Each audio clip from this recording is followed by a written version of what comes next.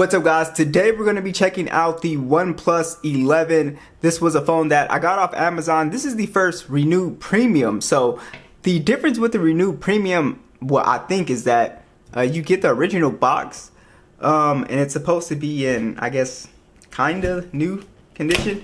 I rarely ever get like the original box with a used or refurbished phone. So this was pretty interesting. These are going for around 400 bucks on Amazon, and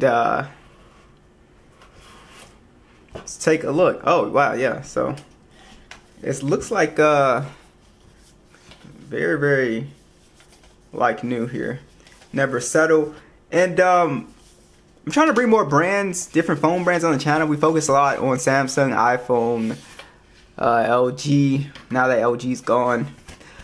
But I'm gonna try to, branch out, bring some other brands on here just to see how you guys respond.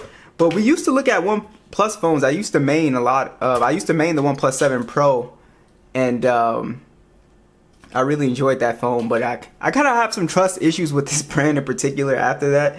Let's see what kind of condition this one's in here. So this one looks extremely clean here. Let me wipe it down. Very clean. Check out the screen. Yeah, this looks pretty much brand new actually. There is no scratches at all here. Yeah, so this looks fantastic actually. It looks brand new to me. Alright, here we got the charger. What is the charging speed on this thing here? We have 100-watt charging on here. Oh, that's pretty dope actually. The iconic red OnePlus cable, which, yeah, this looks pretty much brand new actually. Like the whole unboxing experience felt like just unboxing a new phone kinda.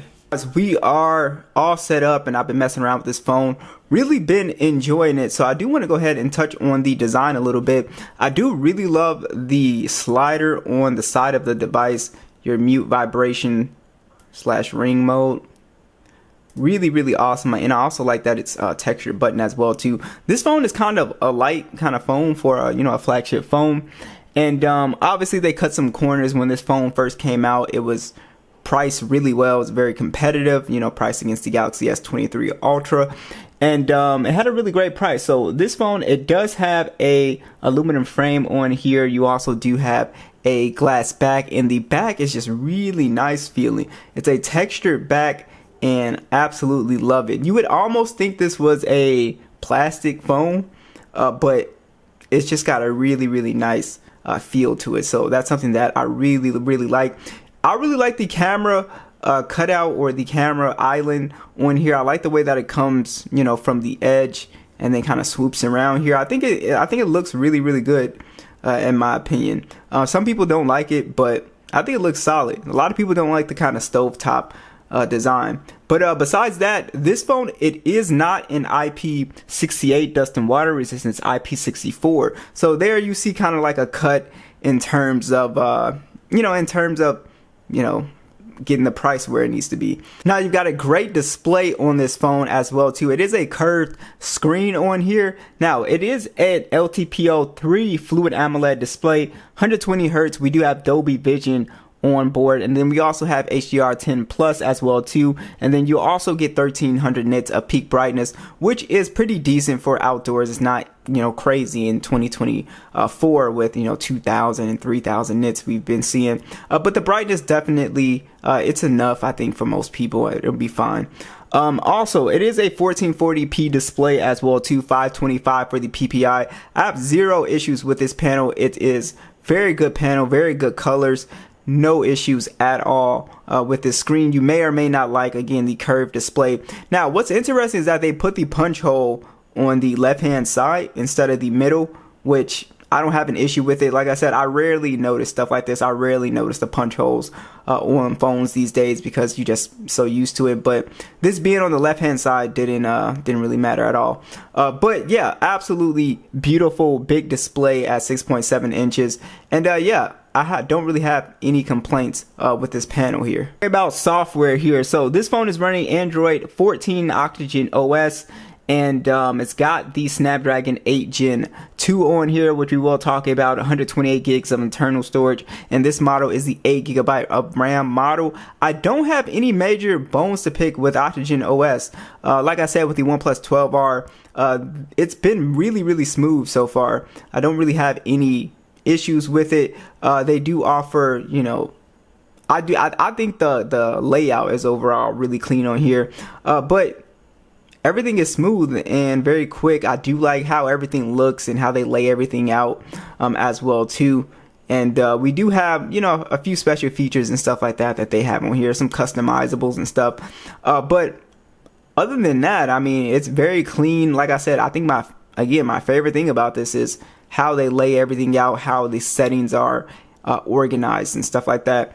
But so far, it's really clean. One thing that I really like is there's a lot of attention to detail here as well too. Like, one thing that I really enjoy is you guys will see the animations here. If I swipe up, you kind of see they just kind of float in. Stuff like that is stuff that I really appreciate, really like. It just, you know, gives a really cool effect to it. You also get the haptics are pretty good on here as well too, guys.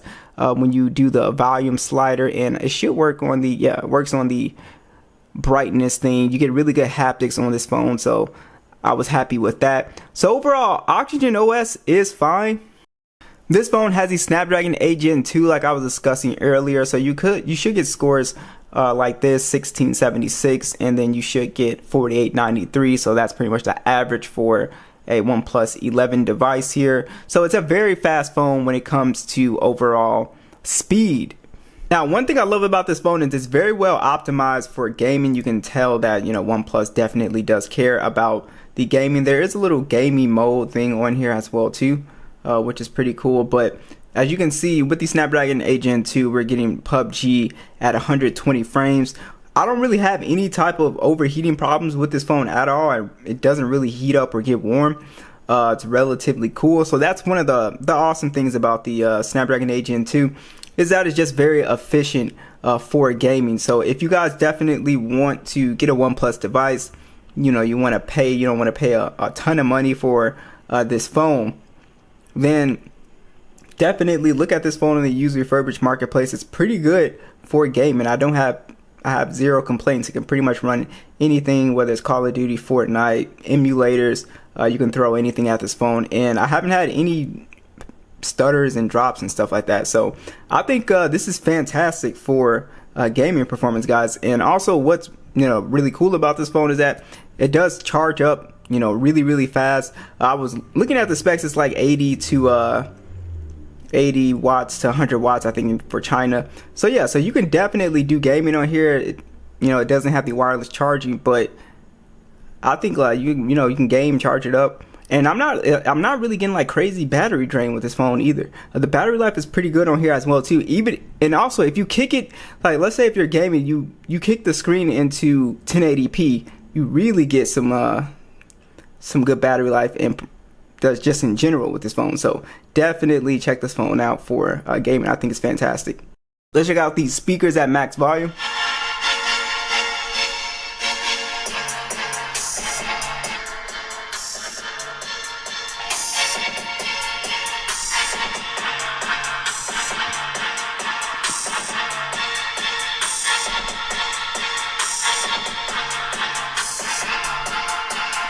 Pretty good speaker quality on here, pretty good amount of bass, very loud, good top speaker. Also, we have a fingerprint scanner on here. This one is really fast, so I have no issues with the fingerprint scanner on here. It's fairly accurate, even though it's an optical fingerprint scanner.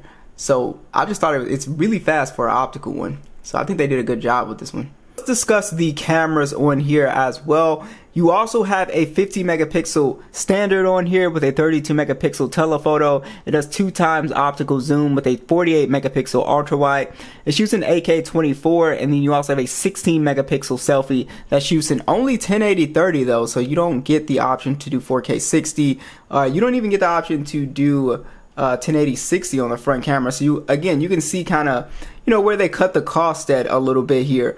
But as far as like taking photos, this phone takes, I think, pretty decent photos, especially for the price here. You get a good amount of detail. Overall, the 2x is pretty good as well. It does a decent job in low light as well too. I don't have any, major issues with the image quality on here. You get pretty decent portrait shots as well. The ultra wide colors are pretty consistent with the main lens as well too.